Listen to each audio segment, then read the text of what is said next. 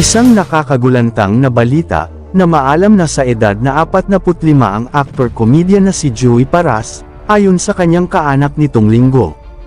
Kinumpirma ng kanyang pamangkin na si Charshine Sinchon Fabian sa Facebook post ang malungkot na balita.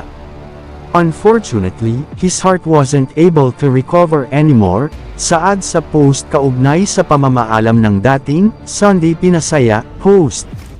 Hindi binanggit ang dahilan ng pamamaalam ni Joey pero nagkaroon ng problema si Joey sa puso noong 2018 at kinailangan siyang kabitan ng pacemaker. Nang nakapanayam noon si Joey, ikinwento niya na kinakailangan siyang kabitan ng CRTP device o Cardiac Resynchronization Therapy pacemaker para tulungang tumibok ng tama at mamonitor ang kanyang puso.